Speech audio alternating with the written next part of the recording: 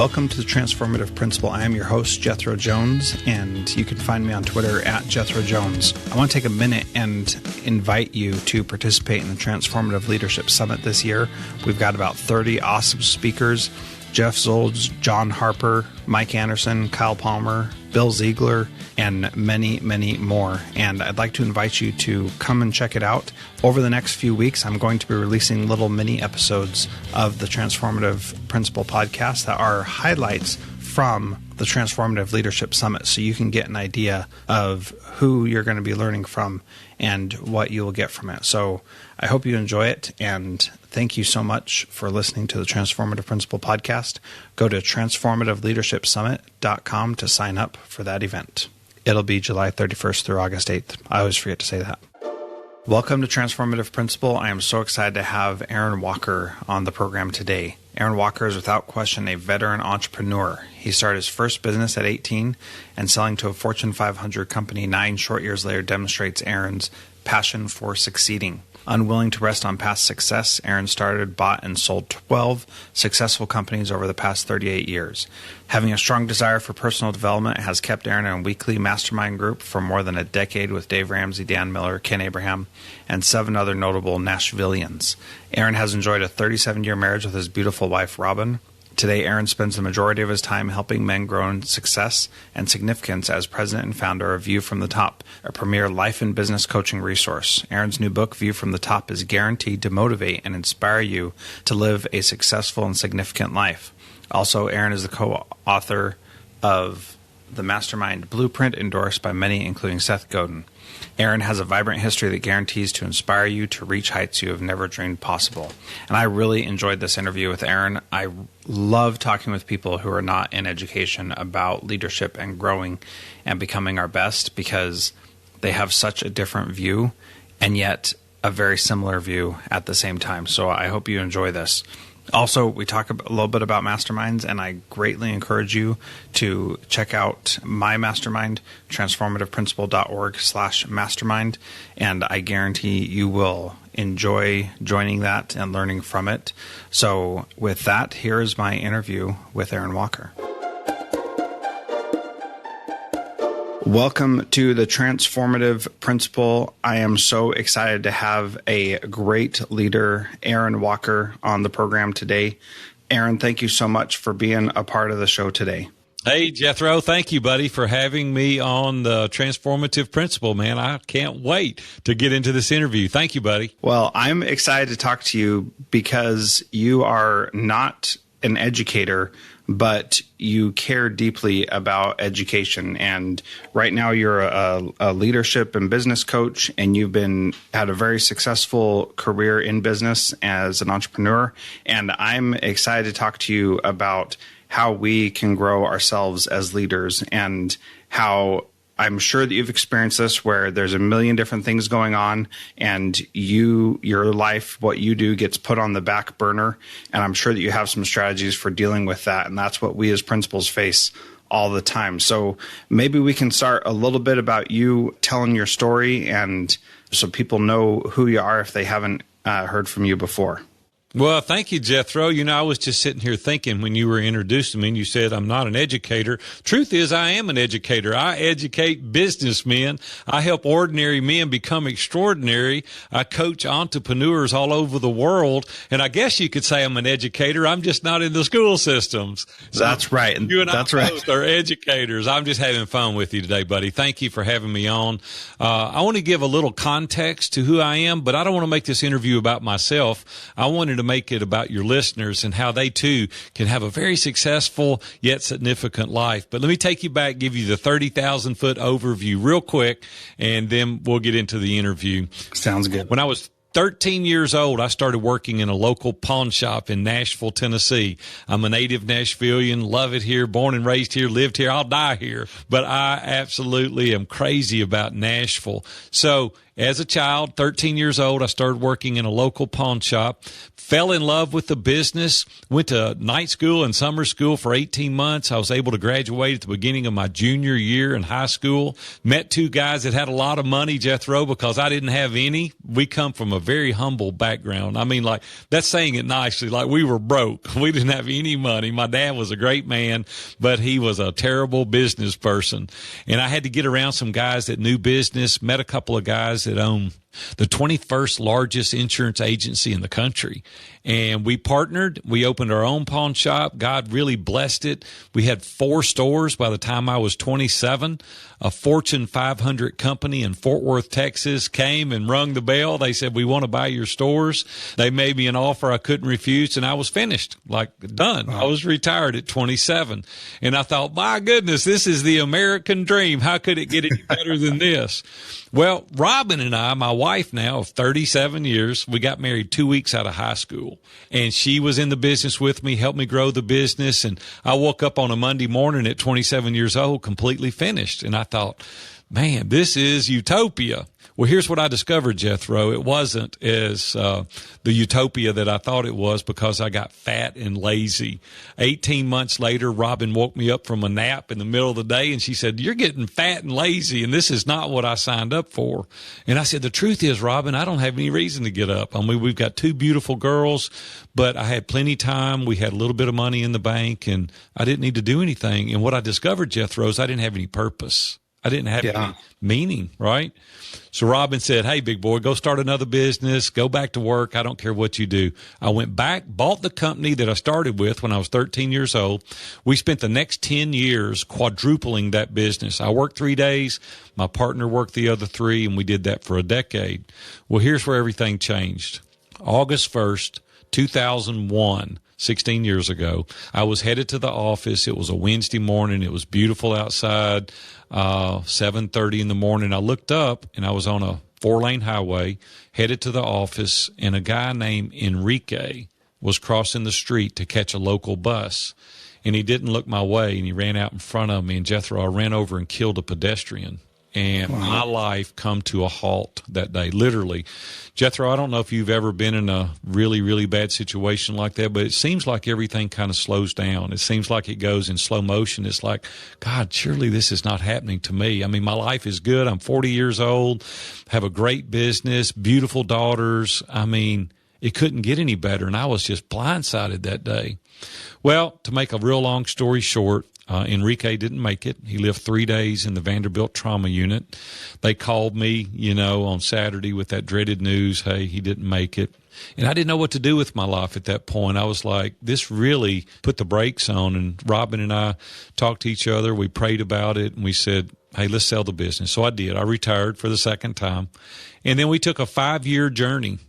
We traveled, we built a new house. I had to get my legs back under me. You don't get over killing somebody. God gives you the grace to deal with it. But he gave me the grace, and 5 years later, she woke me up from another nap. She said, okay, big boy, you're getting fat and lazy again. It's time to go back to work. We went in the construction business, and God blessed it, and we were number 1 builder 3 consecutive years here in Nashville. I turned 50, and a couple of my mastermind group members said, you're going to retire again? Like, how many times are you allowed to retire?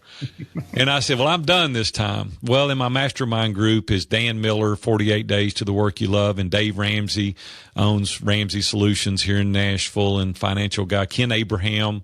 Ken's a neat guy. He's got about 115 books in print now. All these guys got around me, and they said, listen, you need to coach. And I said, I'm not coaching anybody. And they said, no, you need to coach, man. You've had 12 businesses. You and Robin have had 30 plus years in marriage. You need to coach. So we thought about it, and I said, I'm going to give it a try. Well, hey, the rest is history. We started View from the Top. Now we have national and international clients. I facilitate 7 mastermind groups every week. It's called Iron Sharpens Iron. And our mission is helping ordinary men become extraordinary. And we've got 70 guys in our mission in our mastermind group now, trying to accomplish our mission each and every day. And Jethro, I'm having the time of my life, buddy. I can't tell you how much fun it is each and every day to help people accomplish their dreams and goals. So that's kind of a 38-year journey there, buddy, I gave you in about 5 minutes. Yeah, well, that's pretty good. I think having a life-changing event like you did, it really does impact you. And one of the parallels to education, working with young kids, is that we see powerful events happen in kids' life that are good or bad, and we see how it can change them. And like you said, that's something that you never really get over, doing something like that. And so being able to take that and still find a way to have a meaningful life afterward can be a challenge for the best people, and is very difficult for those who are struggling in other areas as well. So I'm just inspired by the things that you are still able to do after having that kind of a situation in your life. Well, you know what I'm trying to get people, if you'll allow me to say this, what I'm trying to get people to realize is that it doesn't take a major catastrophe in our lives for us to make a good decision. But historically, that's proven to be true. We'll get into a relationship problem, and then we'll enter in divorce, and then we change our ways, or we'll have a heart attack and then we lose 50 pounds, or we'll have an automobile accident and kill a pedestrian, and then we change the way we view life. Well, I want people that are listening to hear my voice. We're smart people. We're educated people. Let's make the right decision because it's the right thing to do. Like if you feel yourself running off the road, build guardrails, get boundaries, get people around you. Make the decision today so you don't have to radically transform your life as a result of a horrific accident or a bad decision. So that's the reason that I'm on this mission today, helping people make better decisions before they absolutely have to. Yeah, well, that was actually the question that I was going to ask, is we don't want to have to wait for a awful experience to make us change our lives for the better. And most people who are in education because they want to help people. But how do we, when we're going through the daily grind of life that is difficult, and as principals, we're dealing with, everything from student suicidal ideation to National Honor Society and everything in between. And those are not mutually exclusive either. So how do we take a step back from the daily grind and find ways to work on ourselves and become better ourselves? Well, one of the things that I've discovered in all aspects of business and life is our mindset. And we are raised certain ways, and we just take it for granted that that's the way it is, and we say, hey, that's who we are. Well, I don't necessarily believe that. I believe there's personality traits that we can't change, but much of our behavior we can. It's kind of like happiness. Happiness is a choice. It's not a trait. We have to learn to be that way. The same way as we look at things as half full, not half empty. There's a book that Carol Dweck wrote called Mindset. Yep. And this book is amazing because it teaches us there's a growth mindset and there's a fixed mindset. The majority of the people that we're around today have a fixed mindset. Hey, I was raised in this environment. I have these situations that I'm dealing with, and it's just the way it is. And see, I don't believe that. See, like where I told you earlier, kind of in the introduction to what I was talking about, I was raised very poor. Well, I want to give you context to that so you'll understand. My mom put canned goods in our pantry during the summer and nailed a board over it so that we would have something to eat in the winter. So I'm talking about poor. We lived in a $6,500 house that my dad bought, and we later lost in bankruptcy. There were 4 children and 2 adults, and we lived in a 600 square foot house. I mean, I know about poor, okay? So I could have easily said, well, this is just the way it is. This is the environment I was raised in. My dad wasn't a good business person. I was dealt a bad hand, and this is going to be, the history of my life. This is the way it's going to be. But I said, I don't want that. I'm choosing as a teenager to do better. I'm electing to do better. So I've got to change some things. I've got to change the way I look at it. I've got to change some of the actions that I do. One thing that I'm extremely grateful for, and you parents kind of listen to this as well, and you can teach your children. My mom wouldn't allow us to say can't. She'd say, you might not be able to do it, but you're going to try. Well, as a result of that, it instilled in me a great amount of confidence because the things she forced me to try, I was successful at. And it gave me more confidence. And she had this little slogan, and I've adopted it as my life mantra. And it says, couldn't do it, but could did it all. And I have adopted that in everything that I do. There was another mantra was fear missing an opportunity more than you fear failure. You see, I don't even believe in failure. I believe you either succeed or you learn. And so oftentimes people are afraid that it's not going to work out the way they wanted it to, so they don't do anything. I remember coming home one time with a C on my report card, and my mom wouldn't allow it. She'd say, I know you can do better than this, and you're going to do better, so I want you to get A's or B's. And I said, a C is average. She said, yes, it is. That means it's just as close to the bottom as it is the top. And you're above average, and you need to continue to excel. See, she instilled in me, even at an early age, a growth mindset. She instilled in me the ability to fear missing that opportunity more than you fear failure. She instilled in me a can-do attitude. And that's what I want to instill in people today. It's like, hey, I got a great amount of focus. People tell me oftentimes, and they've done this my whole career, you can't do that. I said, no, what you mean is you can't do that.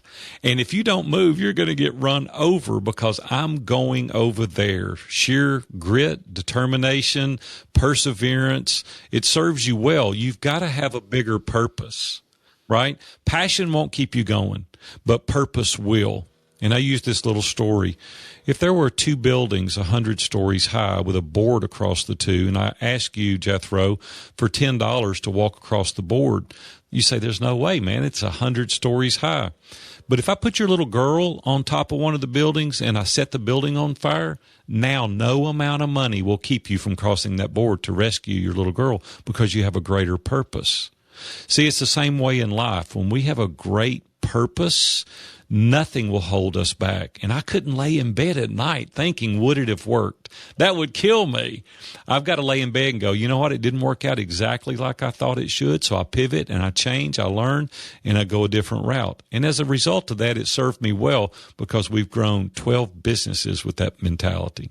Yeah. How do we, for helping kids who could be in a situation like you were as a kid, poverty and possibly generational poverty, how do we as educators help the parents develop the growth mindset in their kids? Well, here's the thing, first of all, and you principals and teachers and educators, I'm sure you're very conscious of what I'm about to say. You have a huge role and an impact in these children, without a question. I think of teachers that I had that I still know today, I still keep up with today, that had a great impact in my life. And here was one of the biggest things is when the teacher would say to me, Aaron, I believe in you. I know you can do this. But when those teachers say, hey, you're never going to make anything out of yourself, they breathe that into your life. There is nothing more powerful than for a teacher to say, I'm proud of you.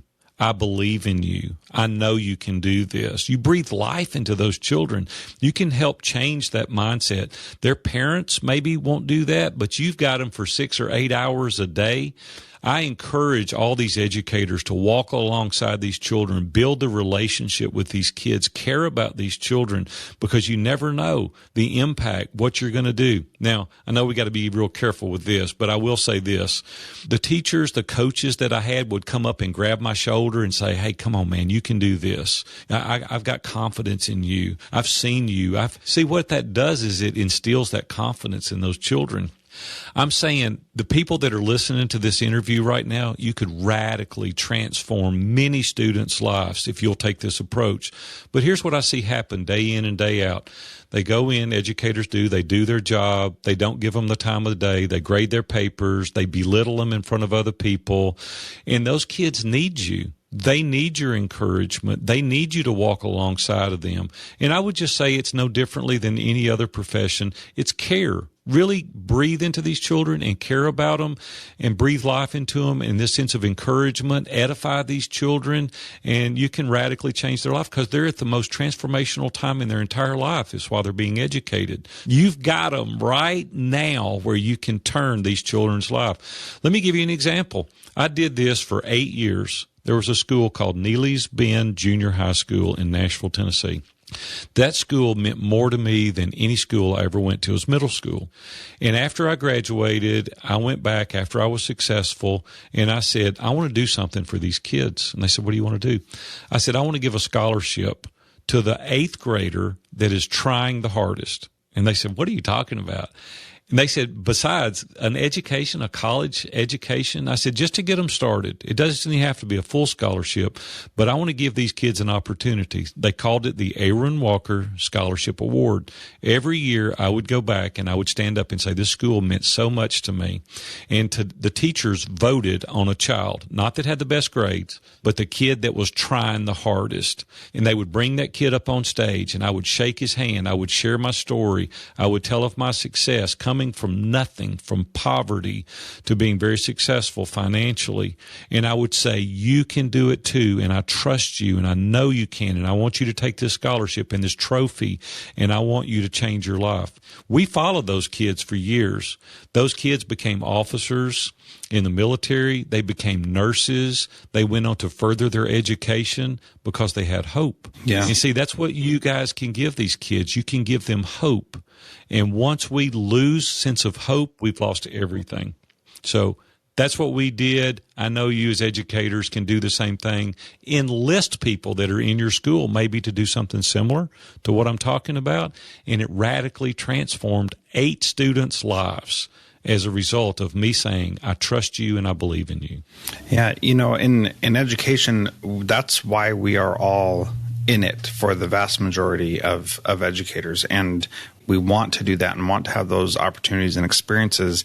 And it's so easy for us to get bogged down in the requirements of the job and to see it as a job instead of seeing it as a way to build kids up to live a life of significance. And truly, that's all that really matters. And very few people that I've met care about their high school GPA or about what grades they got. And time and time again, whenever I talk to people about their childhood, education comes up, and a teacher who impacted them and said they believed in them is referenced, or a teacher who destroyed them is referenced. And so, for me, one of those situations is a teacher did not like that I was the class clown, and so kicked me out of all honors classes and took away chances for me to take AP classes because she didn't like that I goofed around. And so that left a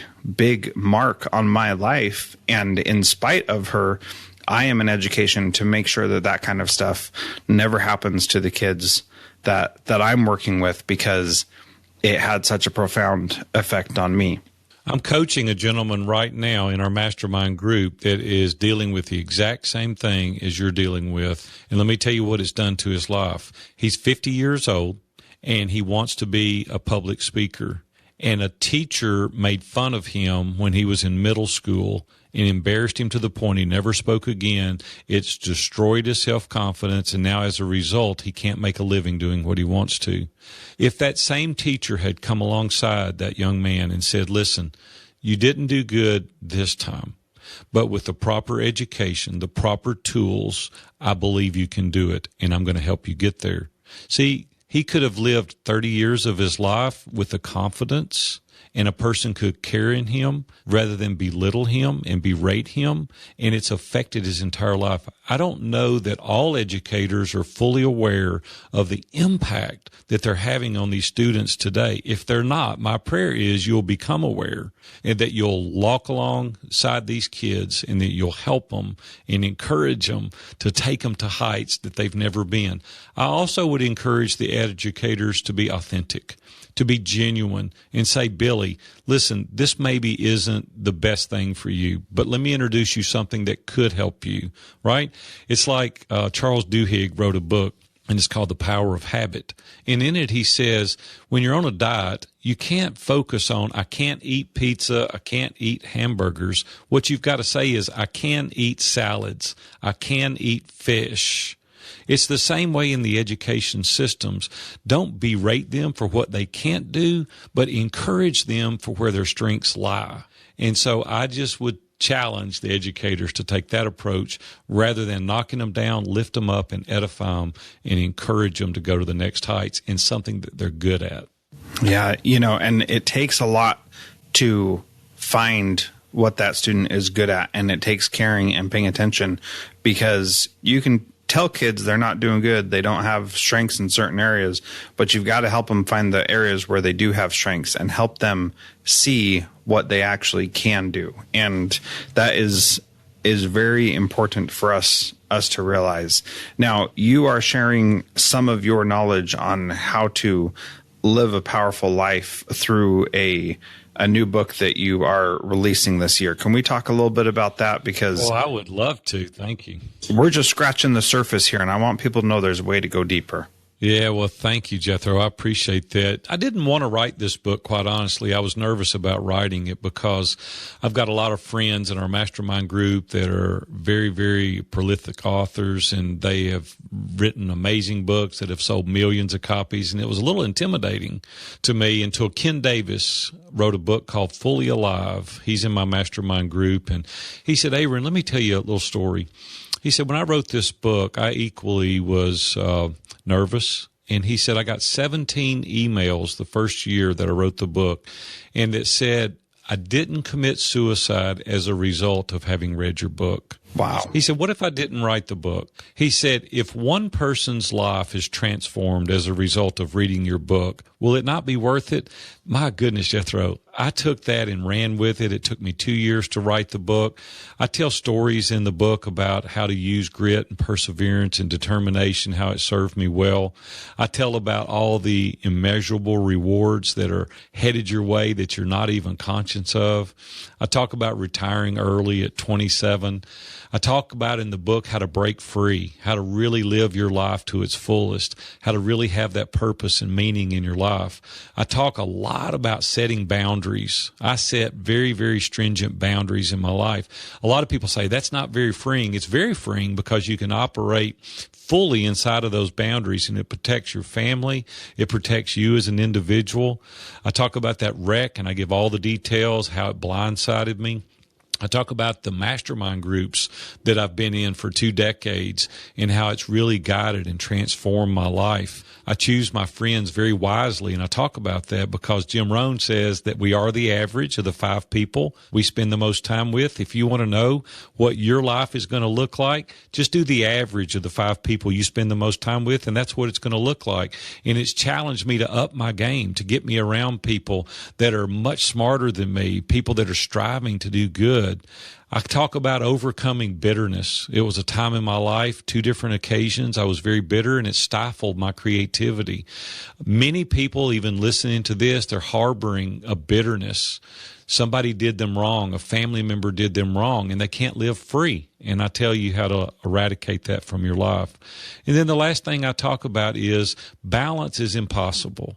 You cannot balance your life between work and pleasure. You just can't do it. But I do talk about prioritizing your priorities, putting the big rocks in first and then backfilling it with things that don't matter. So we've got to be sure that we devote the attention and the time to the things that really matter.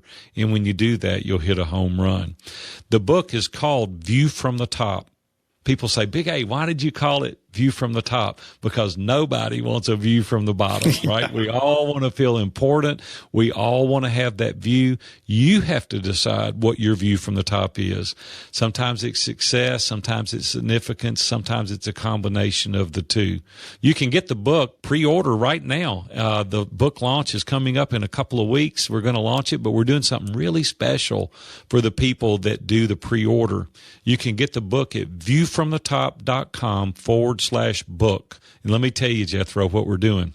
I've written another book called The Mastermind Blueprint. It's teaching people how to surround themselves with trusted advisors, people that are non-biased, because there's value and there's trust in the counsel of the multitudes. And I talk about it in the book. I tell you how to develop your own mastermind group and how you too can surround yourself with these trusted advisors.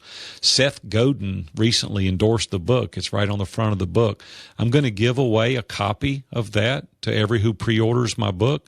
And there are 5 interviews that I had the privilege of doing.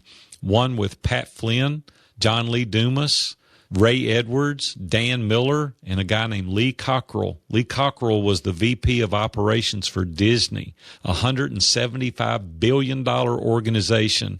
And I got to interview this guy that ran the company for 10 years.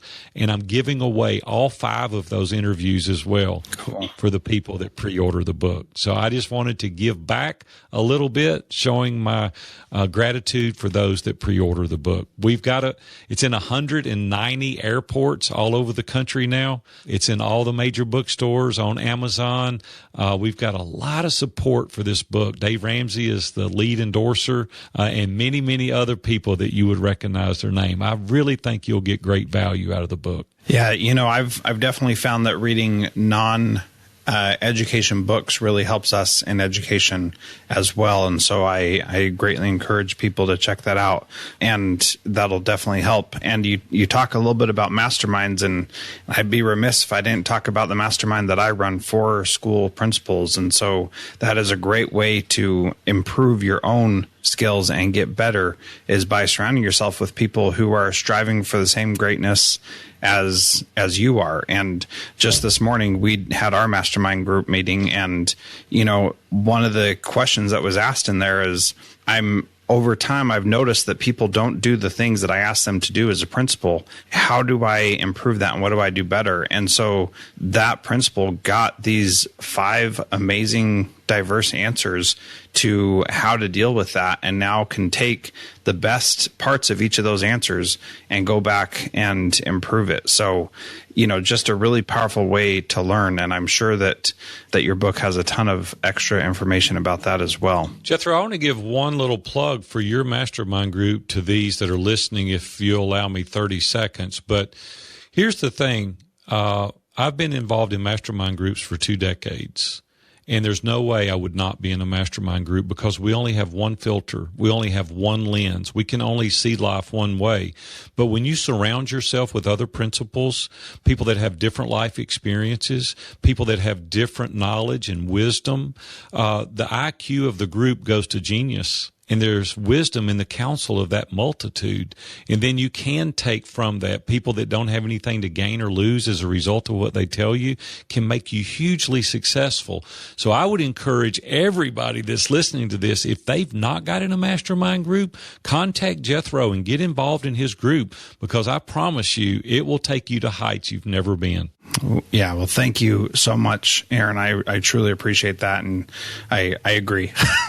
So people can get your book at viewfromthetop.com/book and learn more about you, viewfromthetop.com. Anything else that you would like to plug there? No, man, thank you very much for having me on. It's been a delight, and you educators have a huge responsibility, and I know that you're going to rock it and you're going to do the right thing with it. So thank you for having me on today, Jeff. That was a great interview with Aaron Walker, and I am honored that he said such kind words about the mastermind that I run, and it has been truly a powerful force for the people that are in it, and it's definitely made a big impact in their lives. So I encourage you to check that out, transformativeprincipal.org/mastermind, and also be sure, if you're interested, to pre-order his book, viewfromthetop.com/book. And thank you so much for listening, and have a wonderful week.